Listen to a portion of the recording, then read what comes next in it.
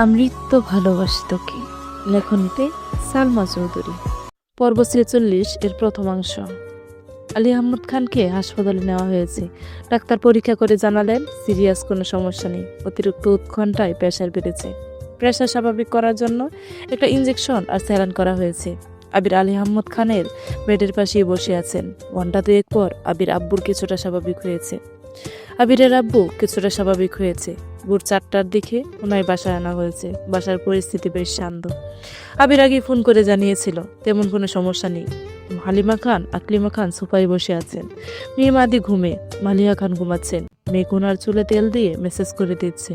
রুমে ঢুকতে গিয়ে সেই দৃশ্য দেখে আবিরের ঠোঁটের কোণে হাসি ফুট। আলী আহমদ খান বিছানায় শুয়ে নিরুদ্ধম কণ্ঠে বললেন, আবির, তোমার সাথে আমার কথা আছে। আবির খুব ভালো করেই বুঝতে পারছে তার আব্বু কোন বিষয়ে কথা বলতে যাচ্ছেন, কিন্তু এই অবস্থায় কথা বলা একদম ঠিক হবে না। তাড়াতাড়ি ডাক্তারের কাছে নেওয়া থেকে বড়সড় কোনো সমস্যা হয়নি। আর একটু দেরি হলে হার্ট অ্যাটাক অথবা স্ট্রোক পর্যন্ত হতে পারত। আবির রক্তস্বরে জানালো, আপনার এখন ঘুমানো দরকার, কথা পরে শোনা যাবে। আলী আহমদ খানের ভেতরটা ছটফট করছে, খুব অস্বস্তিতে ভুগছেন। আকুল কণ্ঠে বললেন, খুব গুরুত্বপূর্ণ কথা, শোনো। আবির কিছুটা নিচু হয়ে আলী আহমদ খানের হাতটা শক্ত করে ধরে আব্বুর চোখে চোখ রেখে অক্লিষ্ট কণ্ঠে বলল, আমি বললাম তো শুনবো, কিন্তু এখন না। আপনি ঠান্ডা মাথায় ঘুমান, আমি এখনই আছি। আপনার যখন ঘুম ভাঙবে আমি তখনই শুনবো। আবির একটা চেয়ার এনে বিছানার পাশে বসে আব্বুর মাথায় হাত বুলিয়ে দিচ্ছে। অন্যদিকে মেঘ বিছানার অপর পাশে বসে বড় আম্মুর মাথায় মেসেজ করে দিচ্ছে। মালিহা খানকে ঘুমের ওষুধ খাওয়ানো হয়েছে, তাই কিছু টের পাননি। কিছুক্ষণের মধ্যেই আলী আহমদ খানও ঘুমিয়ে পড়েছেন। আবির তখনও মাথার কাছেই বসে আছে। আচমকা আবিরের নজর পড়ে মেঘের দিকে। ছোট ছোট দুটো হাতে কত সুন্দরভাবে চুলে মেসেজ করিয়ে দিয়েছে। আবিরের স্থির দৃষ্টি হলো, বাবা মায়ের একমাত্র ছেলে হিসেবে বাবা মাকে দেখে রাখার দায়িত্ব আবিরের। আবিরের জীবন সঙ্গী হিসেবে মেঘও নিজের দায়িত্ব যত্নের সহিত আবিরের আম্মুকে ঘুম পাড়াচ্ছে। না চাইতেও আবিরের চোখে হাসি ফুটল। মেঘের দিকে মনোযোগ নেই। বড় আম্মু ঘুমাচ্ছে দেখে সেও আর সেদিকে তাকাচ্ছে না। আবির হাসি আড়াল করে শ্লথ গতিতে বলল, তুই ঘুমাতে যা, আমি আছি, সমস্যা নেই। আমার ঘুম পাইনি, ঘুম পেলে না হয় চলে যাব। সকাল হতে চললো, তোর ঘুমানো উচিত। মেঘ ধীরে সুস্থে বলল, ঘুমানো তো আপনারও উচিত। এত রাত পর্যন্ত সোফায় শুয়েছিলেন, রুমে গিয়ে আদৌ ঘুমিয়েছেন কিনা কে জানে। আপনার চোখ লাল হয়ে আছে, স্পষ্ট বোঝা যাচ্ছে ঘুম প্রয়োজন। কই, আপনি তো ঘুমাতে যাচ্ছেন না? আবির নীরবে হেসে সাবলীল ভঙ্গিতে বলল, বাহ, এত সূক্ষ্ম নজরদারি কবে থেকে শুরু করলি? মেঘ বিড় করে বলল, আপনি দেশে ফেরার পর থেকেই। আবিরের ফোন প্রাইভেট হচ্ছে। পকেট থেকে ফোন বের করতেই দেখলো ফুপি কল দিচ্ছে। আবির যেই উঠতে যাবে খেয়াল হলো আলী আহমদ খান আবিরের হাতে ধরে রেখেছেন। আবির হাতের দিকে তাকালো। আব্বুর হাত ছেড়ে বেরিয়ে যাওয়ার সাধ্য তার নেই, তাই মেঘের দিকে ফোন এগিয়ে দিয়ে তপ্ত সরে বলল, সাবধানে কথা বলিস। মেঘ ফোন হাতে নিতে স্ক্রিনে ফুপ্পির লেখা দেখে তড়িঘড়ি করে বিছানা থেকে নেমে রুম থেকে বেরিয়ে গেল। আবিরের আব্বুকে হাসপাতালে নেওয়ার সময় আবিরের ফুপি আবিরকে কল দিয়েছিল, কিন্তু আবির রিসিভ করতে পারেনি। হাসপাতালে যাওয়ার পর তানবীরকে কল দেওয়ায় তানবীর আব্বু কাকামুন্নির আড়ালে গিয়ে শুধু জানিয়েছিল বড় আব্বু অসুস্থ, হাসপাতালে আনা হয়েছে। এরপর আর কথা হয়নি। তানবীর বাসায় এসে ফোনে চার্জ দিতেই শুয়ে ঘুমিয়ে পড়েছে। মেঘ ফোন রুমে ফেলে গিয়েছিল আর রুমে যায়নি। অবশেষে বাধ্য হয়ে আবিরকে কল দিয়েছেন। মেঘ রুম থেকে বের হতে হতে কল রিসিভ করলো। ফুপি আর্তনাদ করে বলল, ভাইজান এখন কেমন আছে বাবা? মেঘ নরম স্বরে বলল, বড় আব্বু মোটামুটি সুস্থ আছেন, বাসায় নিয়ে আসছে, এখন ঘুমাচ্ছে। তুমি টেনশন করো না ফুপ্পি। মেঘ, হ্যাঁ ফুপ্পি, আবির কোথায়? আবির ভাই বড় আব্বুর কাছে বসে আছে, তাই আমাকে ফোন দিয়েছেন। বাসায় সবাই ঠিক আছে তো? আলহামদুলিল্লাহ ঠিক আছেন। বড় আব্বু বাসায় আসার পর সবাই বড় আব্বুকে দেখে ঘুমাতে গেছেন। তোর আব্বু কেমন আছেন? আব্বুর কথা কি বলবো, সেই যে চুপ করেছেন, এখন পর্যন্ত কারোর সাথে কথাই বলছেন না, আম্মুর সঙ্গেও কথা বলছেন না। তুমি চিন্তা করো না ফুপ্পি, নিজের যত্ন নিও, এখন ঘুমিয়ে পড়ো। আচ্ছা, তোরা সাবধানে থাকিস, সম্ভব হলে আবিরের একটু যত্ন নিস, ছেলেটা মাত্রাতিরিক্ত দুশ্চিন্তা করে। আমার কথা শুনবে নাকি? এক ধমক দিয়ে 10 হাত দূরে ফেলে দেবে। মাহমুদা খান মৃদু হেসে বলল, তুই বুঝাইয়া বলিস। আচ্ছা বলবো, এখন রাখছি, আল্লাহ হাফেজ। আল্লাহ হাফেজ। মেঘ কথা শেষ করে আবিরের কাছে ফোন নিয়ে গেল। আবির ফোন নিয়ে শীতল কণ্ঠে বলল, ঘুমাতে যা। মেঘ মাথা নিচু করে ধীর কণ্ঠে বলল, আমি থাকি এখানে? আবির কপাল কুঁচকে তাকালো। মেঘ চোখ তুলতেই দু চোখে চোখাচোখি হলো। আবির গম্ভীর কণ্ঠে বলল, রাত জেগে শরীর খারাপ করার কোনো প্রয়োজন নেই, রুমে যা। মেঘ আবিরের পানে চেয়েই গাল ফুলিয়ে উষ্টে উল্টালো। বড় আম্মু বড় আব্বুকে রেখে যেতে ইচ্ছে করছে না, চোখে ঘুমও নেই। তাছাড়া এখানে থাকলে আবির ভাইয়ের কাছাকাছি থাকতে পারতো। অভিমান জন্মেছে মনের কোণে। আবির কণ্ঠ দ্বিগুণ ভারী করে বলল, কথা বললে একটু মানিস প্লিজ। মেঘ আর কিছু বলল না। আবির ভাইয়ের শান্ত অথচ শক্ত কণ্ঠে কথাতে আবেগ, অনুভূতি, তীব্র অধিকার বোধ লুকিয়ে আছে তা বুঝতে পেরেই মেঘ চুপচাপ রুমে চলে গেছে। হাত মুখ ধুয়ে অজু করে নামাজ পড়ে একেবারে শুয়েছে, কিন্তু চোখে বিন্দুমাত্র ঘুম নেই। গতকালের ঘটনাগুলো বারবার মাথায় ঘুরছে। গুমরামুখ আবিরের ভাইয়ের পরিবর্তনটা আজ মেঘের মনে বারবার খোঁচা দিচ্ছে। আবির দেশে আসার পর থেকে মেঘের সঙ্গে তেমন কথাই বলতো না, বললেও চোখে মুখে সবসময় রাগ, ক্রোধ থাকতো। হুটহাট দমক দিয়ে বসতো। অথচ ধীরে ধীরে আবির কেমন যেন পরিবর্তন হয়ে যাচ্ছে। এখন আর আগের মতো রাগ দেখায় না, মেঘের ওপর শুধু শুধু চেঁচায় না। কিছু জিজ্ঞেস করলে শীতল কণ্ঠে উত্তর দেয়। আর যত্ন তো কয়েক গুণ বেড়েছে। আবিরকে নিয়ে ভাবতে ভাবতেই মেঘ ঘুমিয়ে পড়েছে। প্রায় 8টা নাগাদ মালিহা খান সজাগ হয়েছেন। আবির তখনও চেয়ারে হেলান দিয়ে বসে আছে। মালিহা খান শোয়া থেকে তড়িঘড়ি উঠে বললেন, উদ্বিগ্ন কণ্ঠে আবিরকে প্রশ্ন করলেন, তোর আব্বুকে নিয়ে কখন বাসায় আসছিস? ডাকিসনি কেন আমায়? 4টার দিকে আসছি, তুমি ঘুমাচ্ছিলে তাই ডাকিনি। তোর আব্বু ঠিক আছে তো? আলহামদুলিল্লাহ, একদম সুস্থ আছে, শুধু প্রেশারটা একটু বাড়তি। আজে বাজে চিন্তা ভাবনা বাদ দিতে বলেছেন। মালিয়া খান করুণ দৃষ্টিতে আবিরের মুখের পানে তাকিয়ে তারপর মোলায়েম কণ্ঠে শুধালেন, সারা রাত ঘুমাসনি? না। রুমে গিয়ে একটু ঘুমিয়ে নে, আমি আছি তোর আব্বুর কাছে। সমস্যা নেই, আব্বু ওঠুক, পরে যাব। মালিয়া খান তেমন জোর করলেন না। বাবার অসুস্থতায় ছেলে পাশে থাক, এটা সব মায়েরাই চাইবে। মালিয়া খান উঠে ফ্রেশ হয়ে রান্নাঘরের দিকে চলে গেছেন।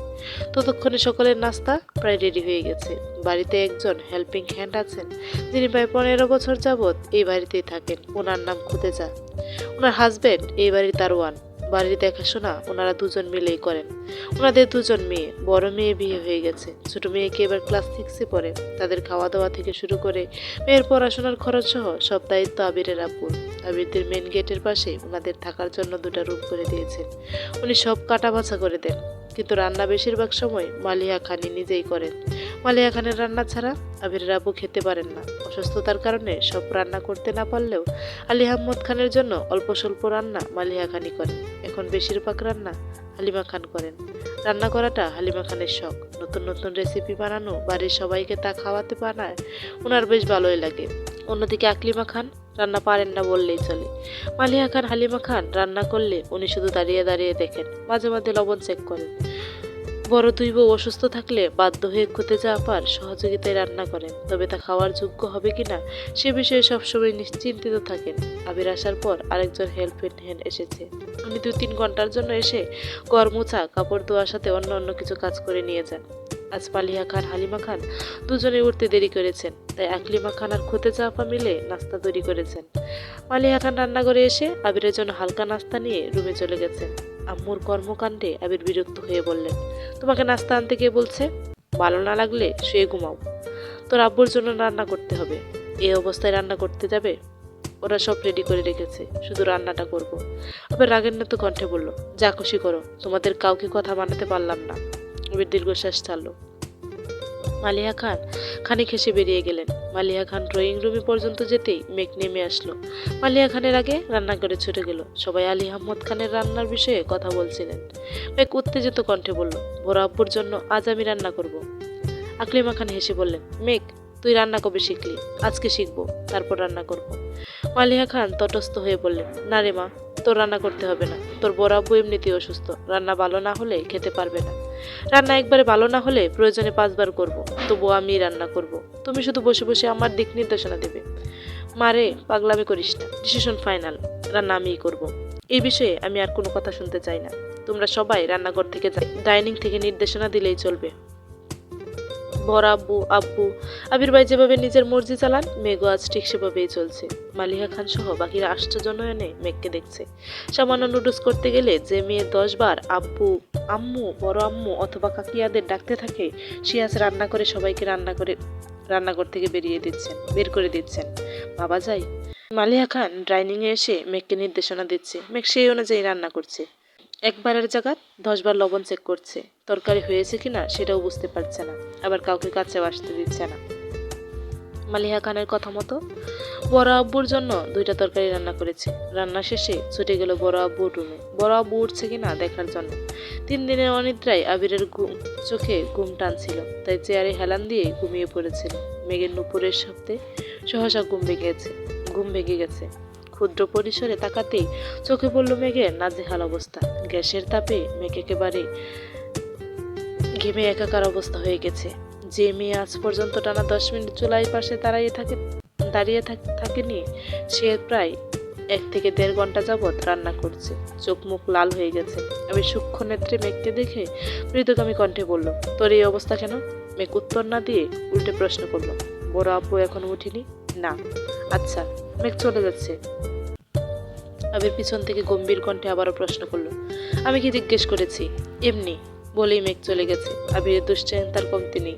আম্মু, আব্বু, মেঘ, ফুপ্পি প্রত্যেকের চিন্তা এক। আবিরের মাথার সঙ্গে নিজের ব্যবসা, বড় আব্বুর ব্যবসা। তানবীরের চিন্তা তো আছে, একা একজনের পক্ষে কত দিকে সামলাবো।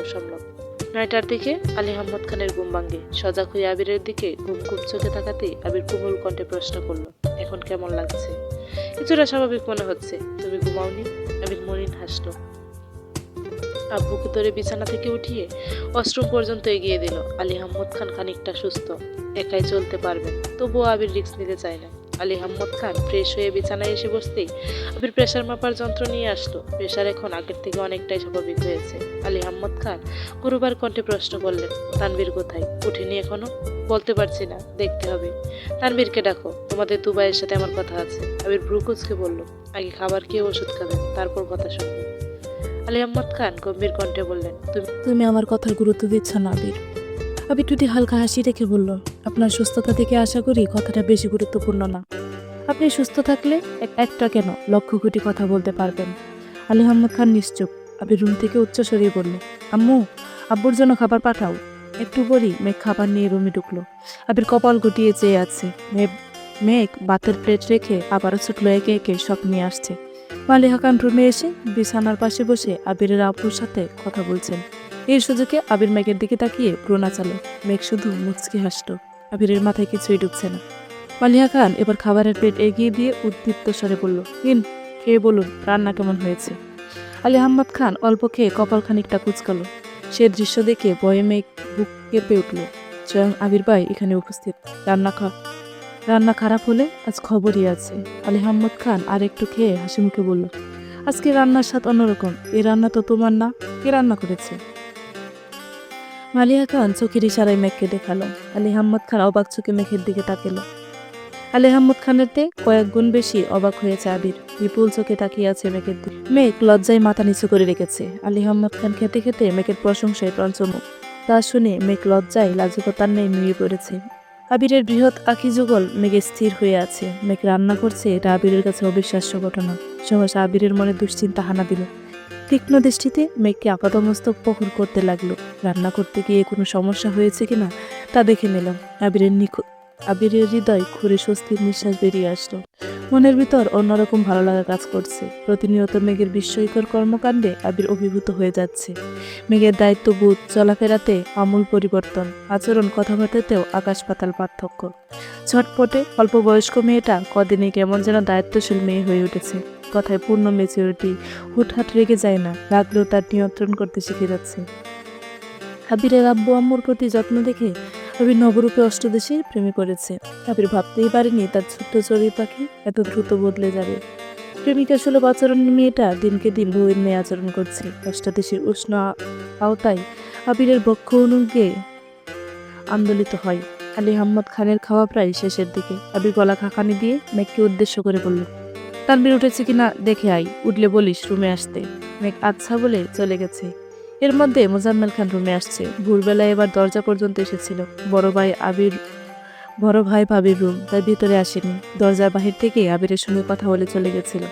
মোজাম্মেল খান আসতে আলী আহমদ খান শান্ত সুরে বললেন, আই, ভেতরে এসে বস। এরই মধ্যে তানবীর আসলো। খাবার শেষ হতে মেঘ প্লেট নিয়ে চলে গেছে। আবির আব্বুকে ওষুধ এগিয়ে দিয়ে পুনরায় চেয়ারে বসেছে। তানবীর আবিরের পেছনে দাঁড়ালো। মালিহা খান আলী আহমদ খানের পাশেই বসা। মোজাম্মেল খান বিছানা থেকে কিছুটা দূরে চেয়ার নিয়ে বসেছেন। মেঘ দরজায় এসে দাঁড়িয়েছে। পরিবেশ কেমন স্তব্ধ। আলী আহমদ খান হঠাৎই দীর্ঘশ্বাস ছেড়ে তপ্ত স্বরে জিজ্ঞেস করলেন, গতকাল রমনা পার্কের মহিলাকে দেখেছিলে তোমরা? আবির তানবীর দুজনে একসঙ্গে উপর নিচ মাথা নাড়ল। আবির উচ্চ স্বরে বলল, জি।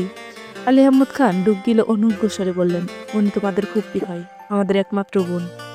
আবির আর তানবীর দুজনেই নিরুদ্বেগ, কেউ কোনো কথা বলছে না। দরজার পাশে মেঘও নিশ্চুপ দাঁড়িয়ে আছে। আলী আহমদ খান একে একে সম্পূর্ণ ঘটনা খুলে বললেন। তানবীর আবির আগে ফুপ্পির দিক থেকে ফুপ্পির সব ঘটনা শুনেছে, আর আজ আলী আহমদ খানের মুখ থেকে সব শুনেছে। তার আগে থেকেই ঘটনা জানে, এরকম কোনো রিয়েকশন দেখায়নি, আবার কোনো প্রকার এক্সাইটমেন্টও প্রকাশ করেনি। আলী আহমদ খান মোজাম্মেল খান বোনের প্রতি নিজের আবেগ অনুভূতি প্রকাশ করেছে। আলী আহমদ খান সবশেষে একটা কথাই বলেছেন, এই খানবাড়ি আমার অক্লান্ত পরিশ্রমে গড়ে উঠেছে। সে শুধু আমার বোনকে নেয়নি, আমার পরিবারের সুখ কেড়ে নিয়েছে। আমি তাকে কোনোদিনও ক্ষমা করব না। আবির বাড়ি কণ্ঠে শুধালো, 28 বছরেও আপনার পরিবার পরিপূর্ণ হয়নি? আমরা কি তবে আপনার শান্তির কারণ নয়? আবিরের মুখে এমন কথা শুনে সকলেই আশ্চর্য নয়নে তাকিয়ে আছে। আবির এমন কথা বলে ছেলেই না। আলী আহমদ খান হেসে বললেন, তা কেন হবে? এখন তোমরাই আমার সব, তোমাদেরকে ঘিরেই আমার সব আশা ভরসা। তাহলে এত বছর আগের খুব এখনো কেন পুষে রেখেছেন? আর আমাদেরকে কেনই বা বলছেন? সেই খুব আমাদের মধ্যেও ঢোকাতে চাচ্ছেন? আলী আহমদ খান নিরুপায় হয়ে তাকিয়ে আছে। কি বলবে কিছুই বুঝতে পারছে না। এত বছর পর বোনকে দেখাতে নিজের আবেগ, অনুভূতি, রাগ, ক্ষোভ সব যেন একসাথে মিশে গেছে। মোজাম্মেল খান ধীর কণ্ঠে বললেন, তোমাদের একজন ফুপ্পি আছে, তা তোমাদের জানা দরকার, সেজন্য জানানো হয়েছে। আমি মৃদু হেসে বলল, আপনারা যদি নিজের ক্রোধ কমাতে না পারেন আর ওনাকে এই বাড়ির চৌঘাট পেরোতে না দেন, তবে আমাদের ফুপ্পি আছে কি না নেই সে কথা জেনে আমাদের কি কাজ? তানবীর সন্দিহান চোখে চেয়ে প্রশ্ন করল, ফুপ্পিকে এই বাড়িতে আনা যায় না? সেটা সময় বলে দিবে। আরো কিছুক্ষণ চলল এই কথোপকথন। বাবা চাচাকে ইচ্ছাকৃত খোঁচা দিয়ে কথা বলছে, যেন ওনাদের ভেতরে রাগ খুব কমে আসে। আবিরা ওনাদের সাপোর্ট করলে সেই রাগ কমার বদলে উল্টো বেড়ে যাবে। কথা শেষ করে আবির নিজের রুমে গিয়ে ফ্রেশ হয়ে শুয়ে পড়েছে। 3 দিনের ক্লান্তিতে চোখে ঘুম আছড়ে পড়ছে। অফিসে যাওয়ার বিন্দুমাত্র শক্তি নেই। রাকিবকে জানিয়ে দিয়েছে, সেই যে সকাল থেকে ঘুমিয়েছিল সেই ঘুম ভেঙেছে সন্ধ্যার আগে আগে। হাত মুখ ধুয়ে তাড়াতাড়ি নিচে আসছে। সারাদিনের ঘুমের কারণে আব্বুর খোঁজ নিতে পারেনি। রুমে ঢুকতে গিয়েই দেখলো আলী আহমদ খান বিছানায় হেলান দিয়ে চোখ বন্ধ করে বসে আছেন। মেঘ পাশে চেয়ারে বসে বড় আব্বুকে পত্রিকা পড়ে শোনাচ্ছে। আবির তা দেখে রীতিমতো বিমরি খেলো। মেঘের প্রতি দুর্বলতা ক্রমশ বাড়ছে। আবির দীর্ঘণ্ঠে রুমে ঢুকে আব্বুর পায়ের কাছে বসলো। আস্তে করে ডাকলো, আব্বু। আলী আহমদ খান চোখ মেলে তাকালেন, সঙ্গে সঙ্গে মেঘের পত্রিকা পড়াও বন্ধ হয়ে গেছে। আবির ধীরে স্থিরভাবে জিজ্ঞেস করলো, এখন শরীর কেমন? আলহামদুলিল্লাহ ভালো। আবির উদ্বিগ্ন কণ্ঠে শুধালো, ওষুধ?